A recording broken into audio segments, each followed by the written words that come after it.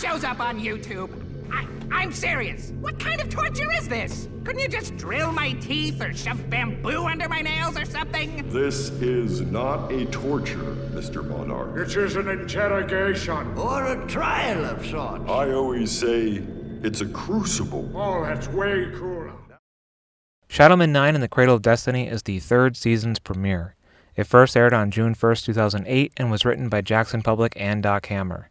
In it, the Monarch and Dr. Girlfriend are individually questioned by the Council of 13 regarding their involvement with Phantom Limb. Meanwhile, Dr. Girlfriend's murderous Moppets, Kevin and Tim Tom, establish their dominance over the rest of the henchmen as they all work together to rebuild the cocoon.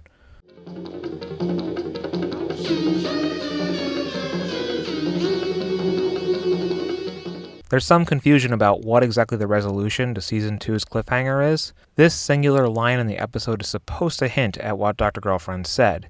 I did what you asked. I made him promise to stop arching Dr. Venture. Jackson and Doc get into a bit more detail in the commentary. Picking up right where we left off, except we never tell anybody really what she said.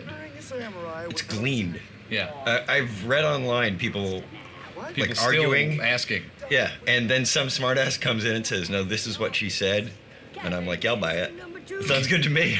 I don't know what she actually said, but I think the one I like the best is Monarch I filed with the Guild for duoship. Yeah, that's what I assumed it was myself. Well, it has to fit in this tiny little timeline. Okay, Sheila, Monarch I filed for the Guild for duoship. And then he goes, "What?" Well, it could be it. Yeah. It could be a time cut when we cut outside. Sure.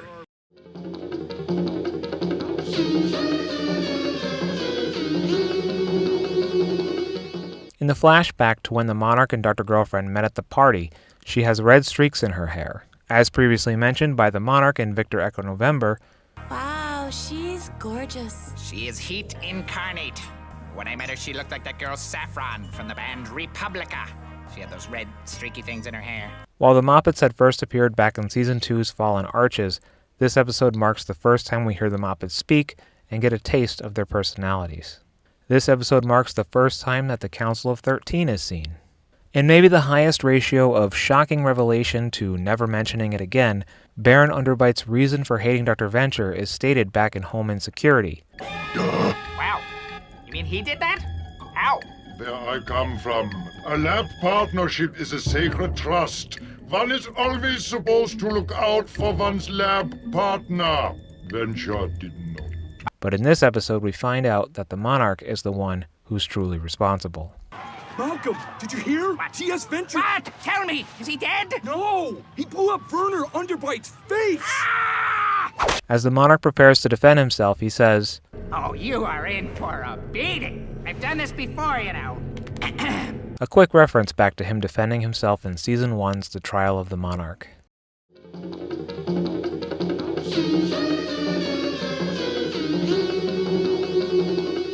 This episode is maybe the first time Jackson and Doc set up something that seems obvious only to have it not be the thing you expected.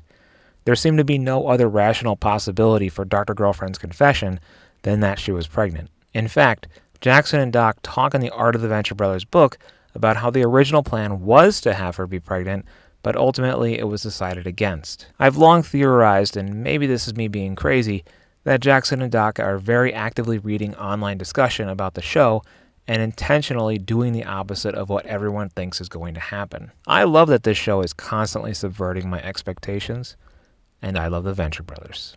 As always, thank you for watching, and go Team Venture. Tune in next week for The Doctor is Sin. If you dug this video, share it with a friend, and if there was some huge glaring thing that I missed in this video, follow me on Instagram at Ventureverse Guide to see these videos a week early and offer your input before I upload the final product.